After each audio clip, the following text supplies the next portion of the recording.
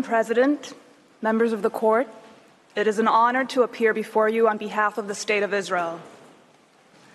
As Professor Shah noted, at this stage, South Africa does not need to prove that genocidal acts have been or are being committed. But it does have to show that the Genocide Convention is actually relevant. It has to show some level of acts and some level of intent. Professor Shah has spoken to the issue of express intent. It is my task to speak to the circumstances of Israel's actions. I will address three aspects of reality on the ground. First, Hamas's military tactics and strategy.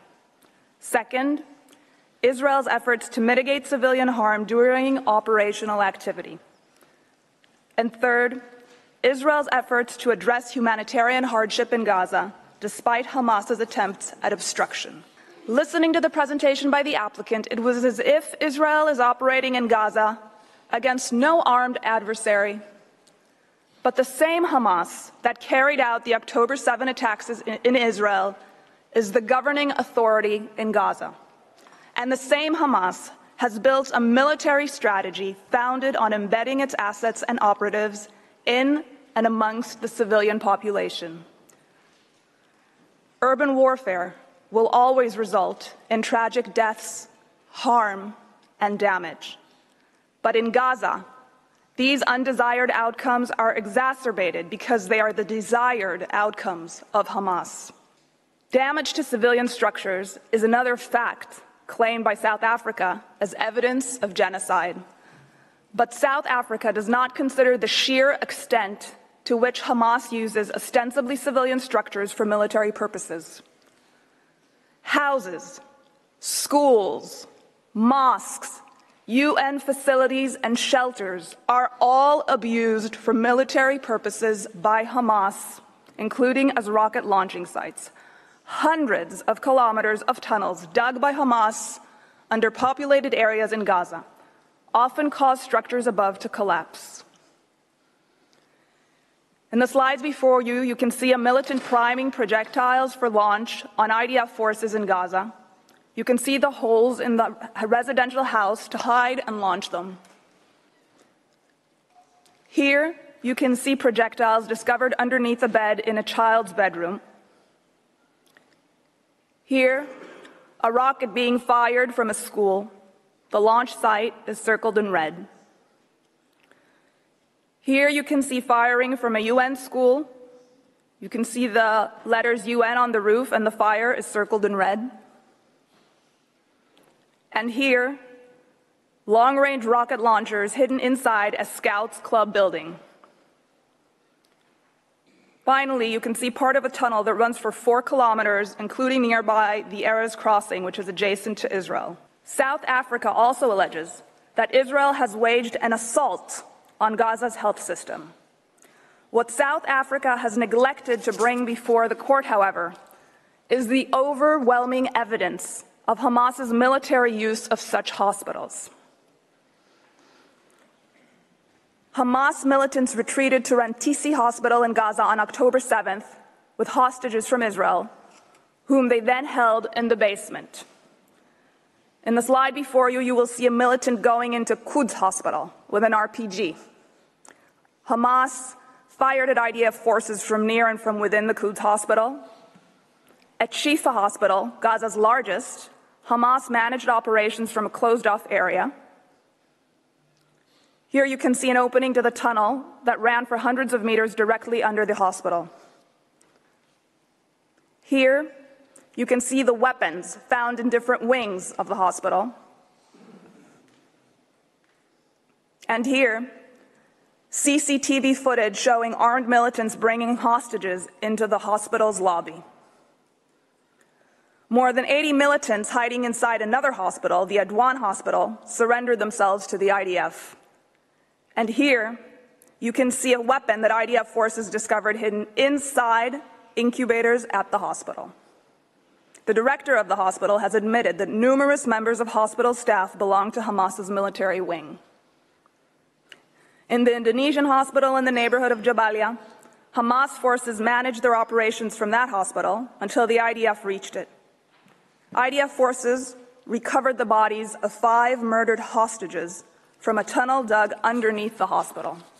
The applicant also made much of the fact that force has been even used in humanitarian zones. What the applicant neglected to inform the court, however, was that Hamas has, in its contempt for Palestinian civil life, regularly and deliberately fired from such zones, turning areas of relief into zones of conflict. Here before you, you can see one example of a launch site adjacent to the humanitarian zone, both amplified in larger pictures. And in the next slide, you can see evidence of a rocket launched from next to Gaza's water desalination facility. I now would like to address briefly the second issue, Israel's efforts at mitigation of civilian harm. The IDF maintains a civilian harm mitigation unit to undertake this task. It works full-time to provide advance notice of areas in which the IDF intends to intensify its activities, coordinate travel routes for civilians, and secure these routes. This unit has developed a detailed map so that specific areas can be temporarily evacuated instead of evacuating entire areas. On the slide before you, you can see that map divided into areas, as well as a screenshot of a video explaining the system in Arabic so civilians may understand it. The IDF also enacts localized pauses in its operations to allow civilians to move.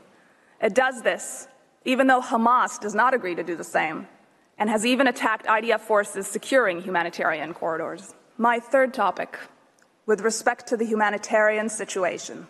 Despite Israel's efforts to mitigate harm, there is no question that many civilians in Gaza are suffering as a result of the war that Hamas began.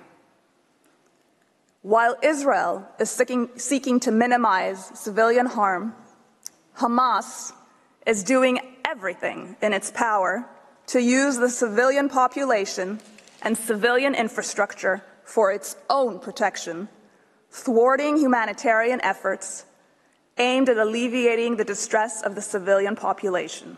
It is Kogat that mans and operates the crossings between Israel and Gaza.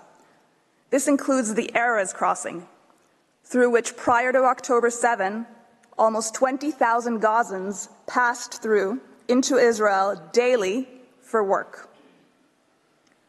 South Africa showed a map yesterday, with the Erez crossing marked closed.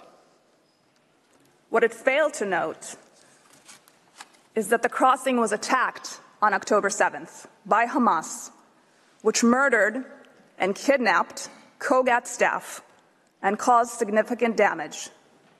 Here you can see some of that damage.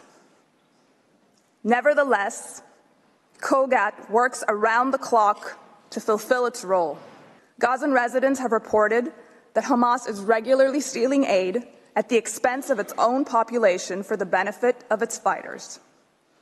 This is a tweet stating that fuel and medical equipment was stolen by purported Hamas members from an UNRWA warehouse. UNRWA later deleted the tweet, perhaps under pressure from the authorities. Here you can see Hamas commandeering an aid truck. And here is another example. Because Hamas for years has used aid consignments to smuggle weapons, security checks of all goods going into Gaza are required, as acknowledged by international humanitarian law. Hamas has time and again hoarded fuel, including during the current conflict, which it uses for military purposes to sustain ventilation in its expansive underground tunnel network and for its continued attacks against Israel. Nevertheless, in coordination with the UN, Israel enables fuel to enter Gaza to service essential infrastructure such as sewage treatment, desalination plants, water pumps and hospitals, and cellular infrastructure for maintaining communication. Israel remains committed to helping international organizations and states involved in the aid effort to overcome these hurdles and consistently increase the amount of aid and services available to the population in Gaza, as will be further described by Mr. Sender. Here, a picture of incubators that the IDF provided to Shifa Hospital. Here, a picture of an ambulance convoy coordinated by COGAT. A picture of consignments. A picture of ambulances, the entry of which was coordinated by COGAT. And finally, more consignments waiting to enter Gaza.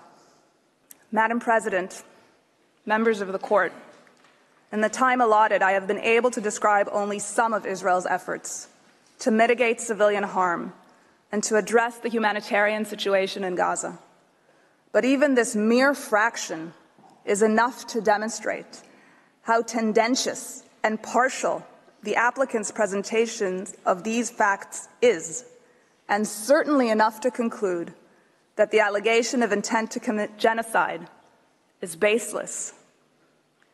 If Israel had such intent, would it delay a ground maneuver for weeks, urging civilians to seek safer space, and in doing so, sacrificing operational advantage? Would it invest massive resources to provide civilians details about where to go, when to go, how to go, to leave areas of fighting? Would it maintain a dedicated unit staffed with experts whose sole role is to facilitate aid and who continue to do so despite having their staff killed and kidnapped?